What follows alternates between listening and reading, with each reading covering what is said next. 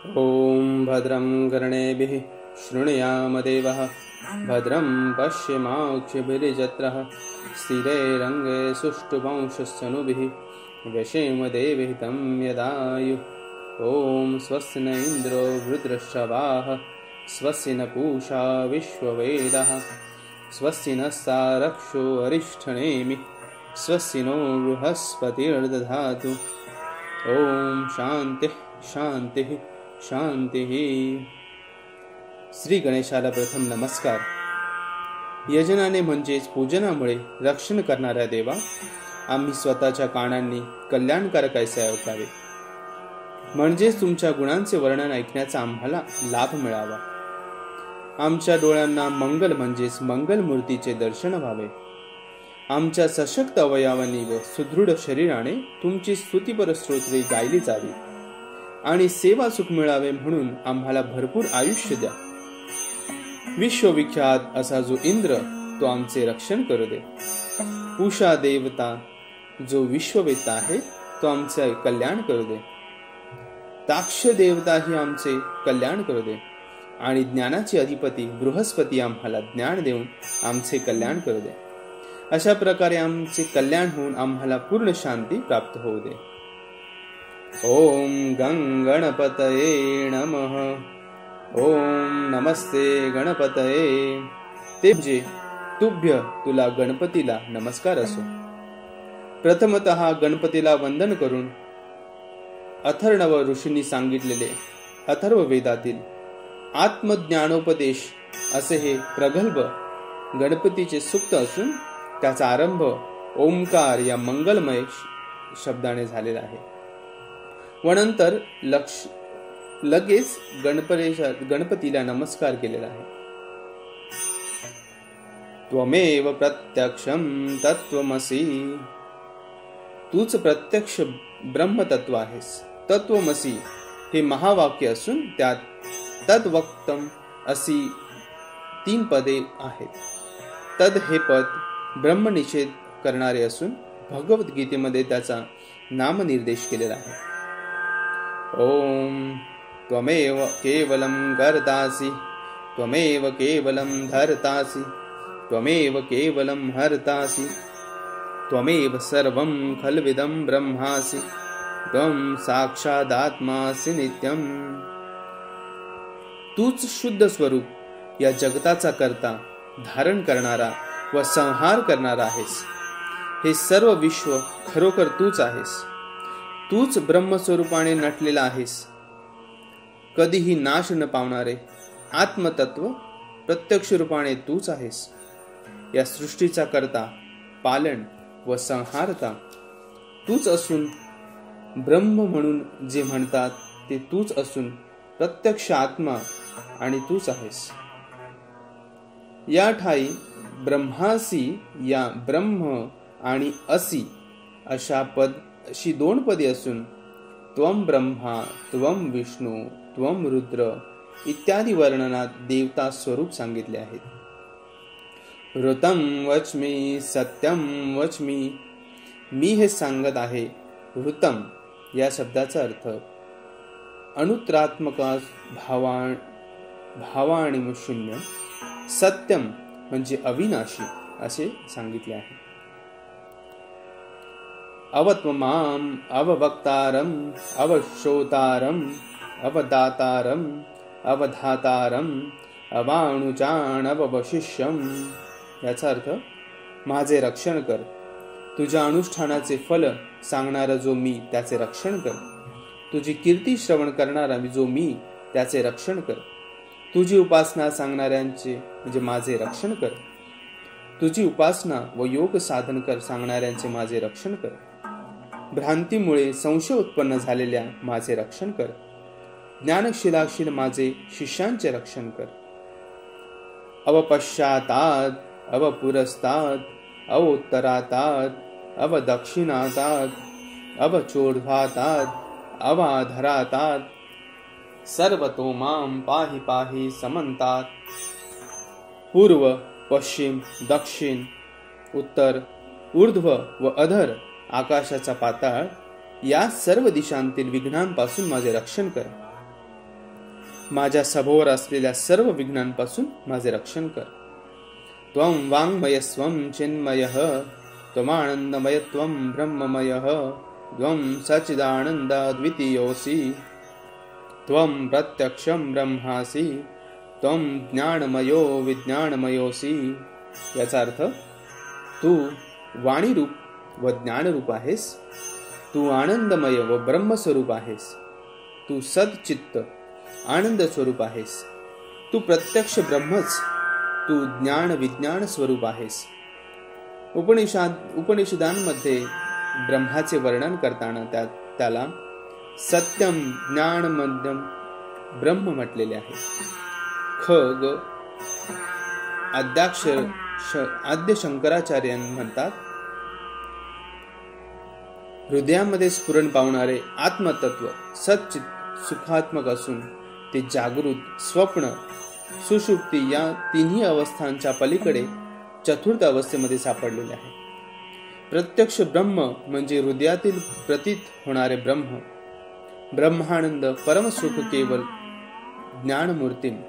याचा अर्थ ब्रह्माचा आनंद, परमसुख देणारे आणि शुद्ध ज्ञानमूर्ती असे सद्गुरू आहे. विज्ञानमय म्हणजे सर्व ज्ञान भावाचा, सर्वज्ञ भावाचा त्याग करून स्वतःच्या महिम्याने स्थिर असा असणारा तू आहेस.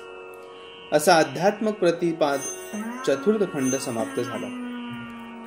सर्वं जगदिदं त्वत्तो जायते, सर्वं जगदिदं त्वस्ततिष्ठति, सर्वं जगदिदं त्वयि लयमेष्यति, सर्वं जगदिदं त्वयि प्रत्येति, त्वं भूमिरापो नलो नीलो नभः, त्वं चत्वारि वाक्पदानि.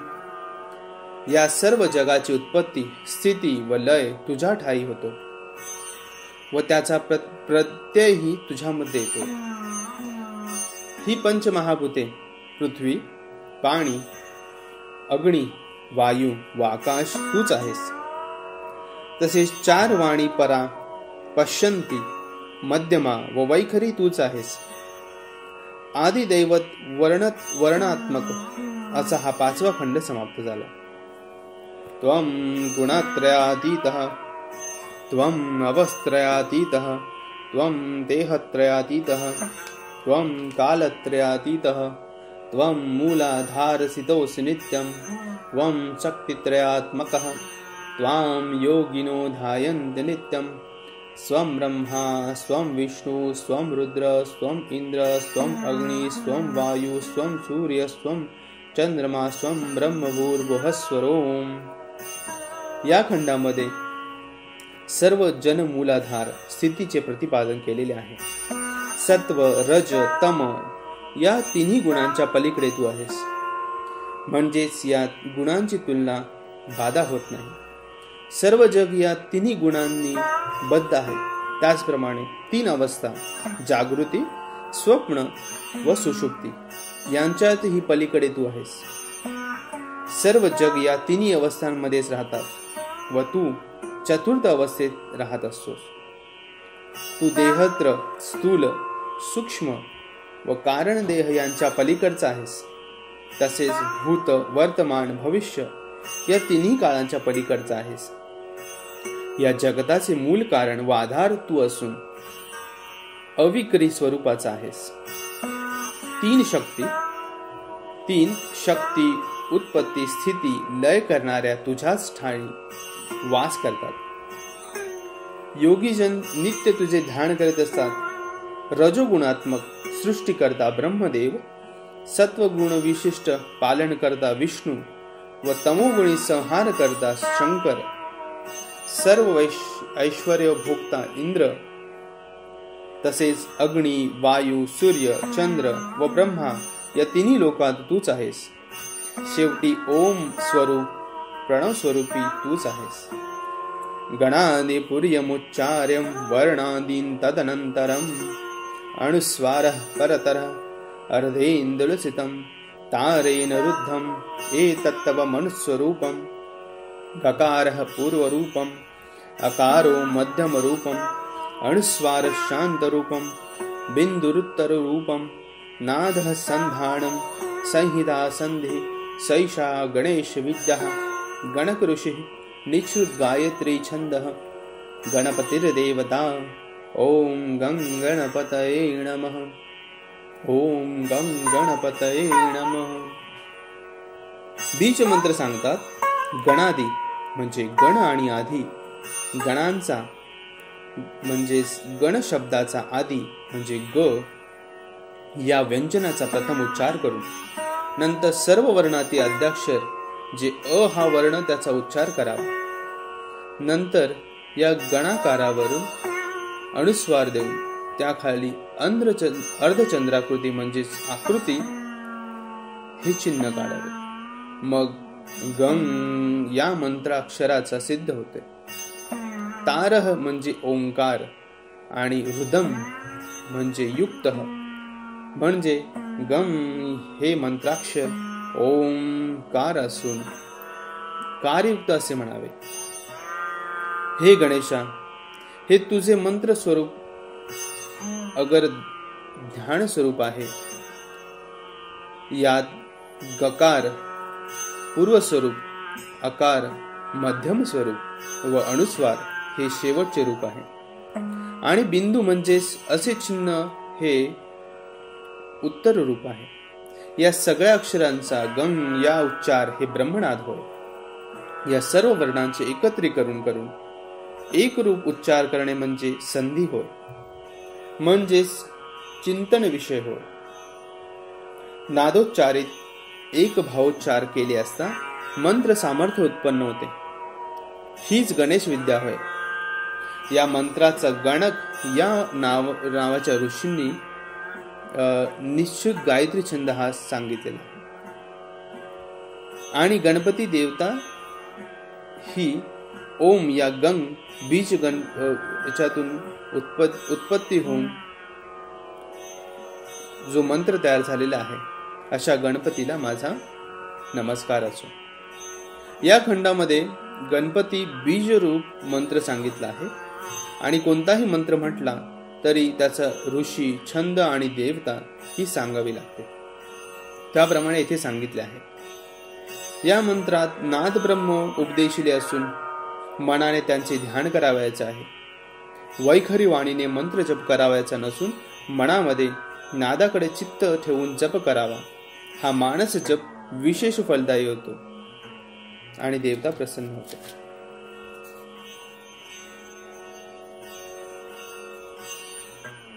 एकदंताय विद्महे वक्रतुंडाय धीमहि तन्नो दन्तिः प्रचोदयात्। एकदंताय विद्महे वक्रतुंडाय धीमहि तन्नो दन्तिः प्रचोदयात्। या मंत्राचा अर्थ असा आहे, या गणेश गायत्री मंत्र हा गणेश गायत्री मंत्र असून दंती असाही पाठ आहे। एक दात असलेल्या गणपतीची देवता आम्ही जाणतो व वक्रतुंडाचे आम्ही ध्यान करतो। तो दंतयुक्त देव आम्हाला सन्मार्गात प्रेरणा करो, आम्हाला सद्मार्ग दाखव। गणेश, गणपती, गणनाथ, गणाधिपती, गणाध्यक्ष असे हे सर्व शब्द समानार्थ असून त्यात गण हा शब्द देवगण, देव समुदाय किंवा शिवगण या अर्थी वापरतात व ईश, पती, नाथ, अधिप, अध्यक्ष या शब्दांचा अर्थ सत्ता चालवणारा, पालक इत्यादी प्रकारचा होत असतो। गणपती ही देवता ब्रह्मरूप असल्याने एकदंत व वक्रतुंड या शब्दांचे विशेष प्रकारचे अर्थ लावण्यात आलेले आहेत। एक हा शब्द मायेचा निर्देशक असून तिच्यापासूनच सर्व जगाचे उत्पन्न झालेले आहे। हे जग भ्रांती व मोह उत्पन्न करणारे असून मायेचा हा सर्व खेळ आहे। दंत शब्दाचा अर्थ सत्ता धारण करणारा, मायेचा चालक आहे। या दोहोंचा तोच योग अर्थ एकदंत होय। वक्र म्हणजे माया, तिची तोंडाने नाश करणारा, तसेच मायामुख हे मोहयुक्त असलेल्यामुळे त्याला वक्र असे म्हटले आहे आणि त्याचा परब्रह्माशी योग यालाच वक्रतुंड अशी संज्ञा आहे। एकदन्तं चतुर्हस्तं पाशमं कुशधारिणं रदं च वर्दं हस्तैर्बिभ्राणं मूषकध्वजं रक्तं लम्बोदरं शूर्पकर्णकं रक्तं वाससं रक्तगन्धानुलिप्ताङ्गं रक्तपुष्पैः सुपूजितं भक्तानुकम्पणं देवं जगत्कारणं मुच्यतम् आविर्भूतं च सृष्टाद्यो प्रकृतेः पुरुषात् परम् एवं ध्यायत्यो नित्यं स योगी योगिनां वरः. योग्यांनी गणपतीचे ध्यान कसे करावे हे या खंडात सांगितले आहे. एकदंत, 4 हात, पाश, अंकुश धारण करणारा, एका हातात दात धरणारा आणि एका हातात वरदान देणारा, उंदीरस असलेले वाहन, रक्तवर्ण, विशाल उदर, सुफासारखे मोठे कान, तांबडे वस्त्र नेसणारा, अंगाला रक्तचंदनाची ओटी, तांबड्या फुलांनी पूजिलेला आणि भक्तावर कृपा करणारा देव, जगताचे अविकारी उत्पत्ती स्थान, सृष्टीच्या आरंभी प्रकाशमान झालेला व प्रकृती पुरुषाहून श्रेष्ठ अशा देवतेचे जो योगी ध्यान करतो तो सर्व योग्य श्रेष्ठ योगी होय. वरद हे एक आयुध आहे असे म्हटले जात, परंतु वरदहस्त म्हणजेच वर प्रदान करताना जसा हात करतात तसा एका हाताने मांडणे संयुक्तिक दिसते. त्याचप्रमाणे मूषक ध्वज म्हणजे ज्याच्या ध्वजावर उंदीराचे चिन्ह आहे, याचा अर्थ असाही होतो. परंतु या सर्व वचनांचा अर्थ इतकाच की चोर ज्याप्रमाणे न समजून देवता द्रव्य व्यापार करतो, तसेच परमेश्वर गुप्त रूपाने सर्वांमयी राहून कोणालाही न कळता सर्व भोग भोगीत असताना मायेने मूढ झालेल्या लोकांमध्ये वास्तव्य करणारा संहार अहंकार आपण असते भोग भोगतो असे खोटे समजत असतो. नमो व्रातपतये, नमो गणपतये, नमः प्रथमपतये, नमस्ते सुलंबोदराय एकदंताय विघ्ननाशिने शिवसुताय श्री वरदमूर्तये नमो नमः. हे गणपती नामाष्टक असून प्रत्येक नाव घेऊन नमस्कार केलेला आहे. व्रते करणाऱ्या लोकसमुदायाचे पालन करणारा तो वातप्रती, गणांचे पालन करणारा तो गणपती, प्रथम म्हणजे श्रेष्ठ अशा जनांचे पालन करणारा तो प्रथमपती. प्रथमपटये असाही पाठ आहे. महोदर म्हणजेच लंबोदर असणारा, एकदंत असणारा, तसेच सर्व विघ्नांचा नाश करणारा असा शंकराचा मुलगा जो भक्तांना वर देणाऱ्या मूर्तीच्या स्वरूपात आहे, ती वरदमूर्ती होय. हा मूर्तिरूप 10वा खंड आहे. येथे मुख्य अथर्वशीर्षाचा भाग संपलेला असून पुढील भाग हा फलश्रुतीचा आहे. एतत् अथर्वशीर्ष योदिते स ब्रह्म भूयाय कल्पते स सर्वतः सुखमेदते. या अथर्वशीर्षाचे अध्ययन करणारा ब्रह्मत्व विद्या मिळवण्यासारखेच्या समर्थ होतो. त्याला कोणत्याही विघ्नांची पीडा होत नाही. सर्व दुःखांची समाप्ती होऊन सर्व सुखांची प्राप्ती होते. सबंच महापापात रमुच्यते. तो 5ही महापातकांपासून मुक्त होतो. हिंस, अभक्ष भक्ष, परस्त्रीगमन, चोरी व चौरांशी संसर्ग ही महापंचपातकी असून दुसऱ्या शब्दात सांगायचे म्हटले तर ब्रह्महत्या, सूर्यपान, गुरुश्रीगमन, सुवर्ण चोरी या सर्व लोकांचा संसर्ग अशी पंचमहापातके आहेत. आणि या सर्व पंचमहापातकापासून आपली सुटका हो, मुक्तता हो ही प्रार्थना केलेली आहे. सायं धियानो दिवसकृतं पापं नाशयति, प्रातर्धियानो रात्रिकृतं पापं नाशयति, सायं प्रातः परयुजानो अपाप भवति, सर्वत्र धियानो पविघ्न भवति, धर्मार्थ काम मोक्षं च विन्दति. हे अथर्वशीर्ष संध्याकाळी म्हणणारा दिवसा केलेल्या पापांचा नाश होतो आणि संध्याकाळी म्हणणारा रात्री केलेल्या पापांचा नाश होतो आणि सकाळ संध्याकाळ म्हणणारा हा निष्पाप होतो. सर्व काळ भरणाऱ्याला कोणत्याही विघ्नांची पीडा होत नाही.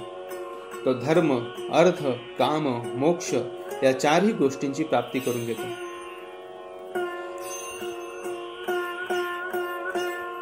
इदम अथर्वशीर्षायण देयम यो योधी मोहाद्यसते स पापीयान भवति सहस्रवर्तनात् यय्यम काममधीते तम तमणेन साधयेत. हे अथर्वशीर्ष, अयोग्य शिष्याला देऊ नये.